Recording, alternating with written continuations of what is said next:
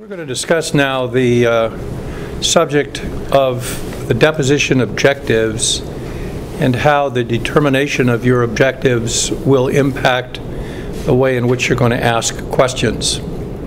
Basically, there are two different objectives for every deposition question that you can ask. One objective is to learn information. It's the essence of the discovery process. The other objective of a deposition question could be to prove a point, to make the witness concede something that you're trying to establish. Another way of describing it is to create an admission from your party opponent that you could then use against that party opponent. So we basically are looking at either learning information as a result of our question, or establishing something, establishing a point as a result of our question. And we want to figure out what the purpose of the question is, because depending on which of those two purposes we have, we're going to utilize a different form of the question and a different questioning technique. All questions can either be open-ended questions or closed-end questions.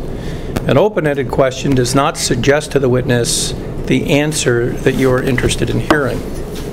A closed-end question, which includes leading questions, not only have a question, but they also include a potential answer. And a closed-end question can be answered by the witness with a simple yes or no.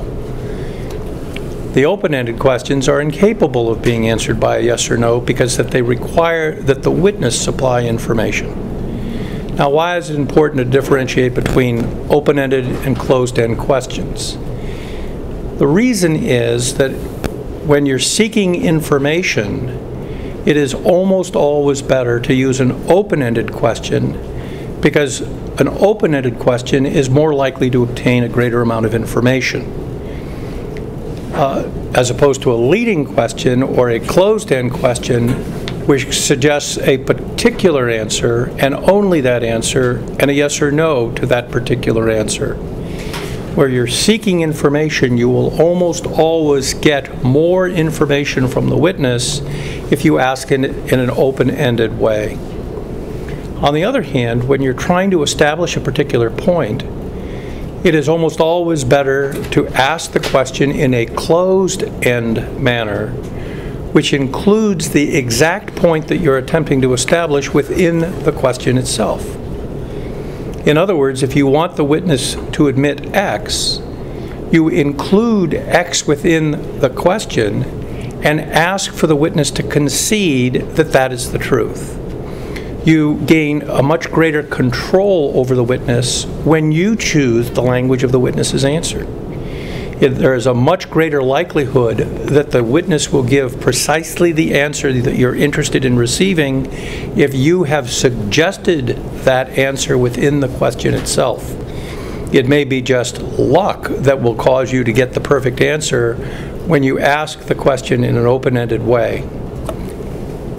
In addition to the formation of the question being different, the way in which we propound the question differs depending on whether we're looking for information or attempting to gain a concession from the witness.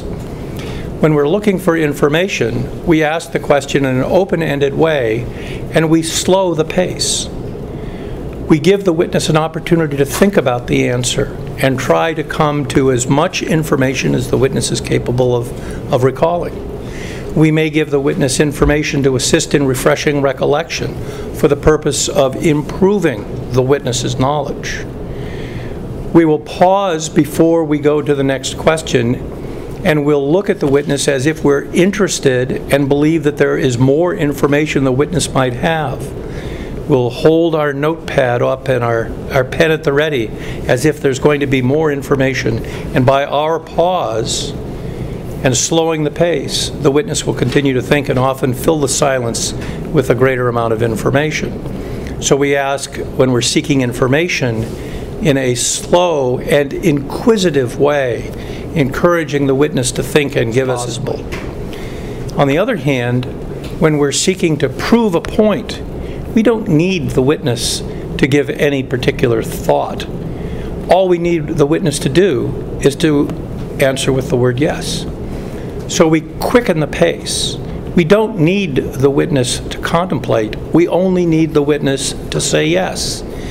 So controlling questions, closed-end questions that are designed to accomplish an admission, are put to the witness as quickly as we can.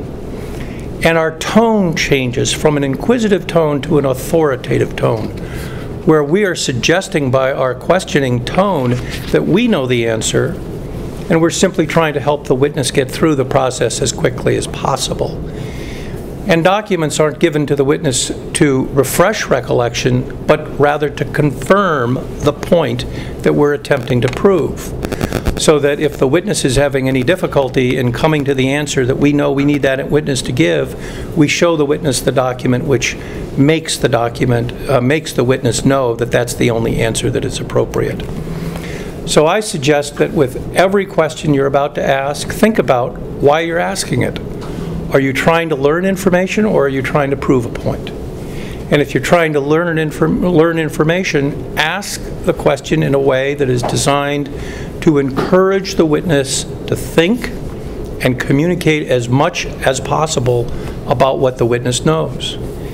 If, on the other hand, what you're attempting to do is to prove a point, to establish for the record an admission that you want to use later, then change the tone to an authoritative one, move more quickly, and close the question so that the only thing that the witness needs to do is the word yes, the answer that you have embedded within the question that was asked. Yeah, just a few follow-up comments. I think it's entirely appropriate to focus on the "what is your objective" question. One of my mentors made the observation that at any time during a deposition or during a trial, if somebody tapped you on the shoulder and said, "What is your objective?" You should be able to answer the question without pausing to think about it. I agree with Dave. You're talking about either getting information or getting an admission, and there can be something of a conflict between those two objectives. That is, sometimes the witness will say something which you think to yourself, that sounds really good for my side of the case. That is a really good soundbite. But you also have the feeling that if I keep asking questions on this subject, he's going to modify it, water it down, and turn what's a good firm rock into a handful of sand. And it may be that the best thing to do is to simply switch topics before the witness has time to think about, gee, that doesn't sound so great, and before his lawyer has an opportunity to interject some kind of a prompt, whether proper or improper. And then you have to think to yourself, do you want to go back to that topic? There are some other questions you intended to ask, but you switch topics to keep the admission. I would say to newer, less experienced lawyers, you should resolve the doubt in favor of answering the additional or asking the additional questions. And as time goes on, and as you get your sea legs, you can feel more confident that that was good enough, that I'm going to keep it and not risk having it go away. There's one kind of an approach that I think of as somewhere in between these two. That is, Dave said you can ask the sharp question designed to put in it what you want on the record and have the witness say yes, and that's it. You have a full and complete and very strong package.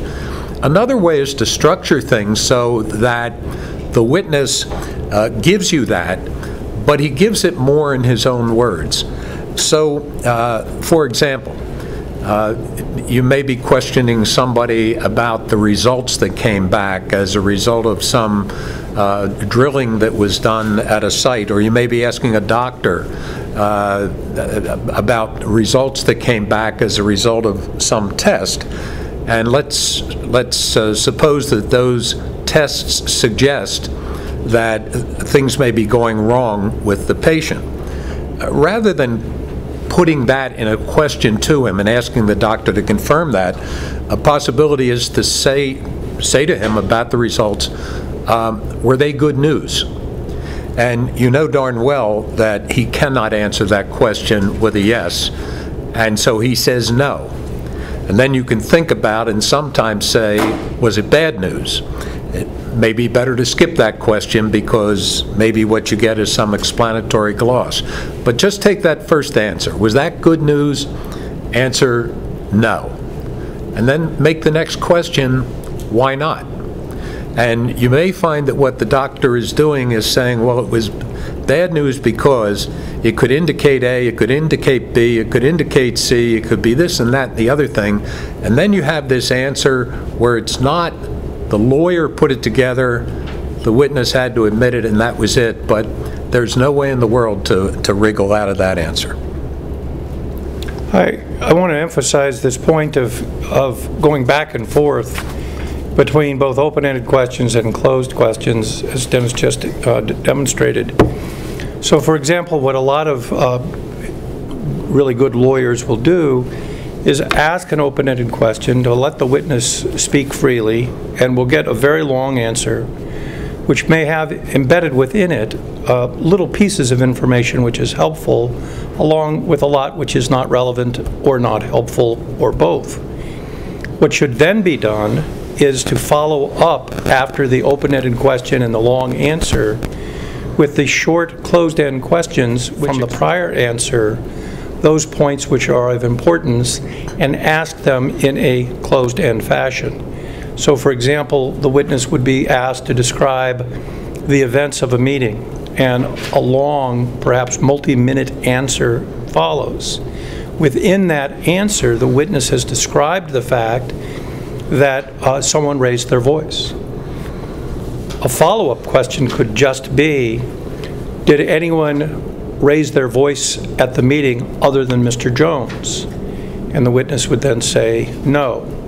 And then the follow-up even could be, but Mr. Jones did raise his voice at the latter part of the meeting. Is that correct? And the answer would be yes.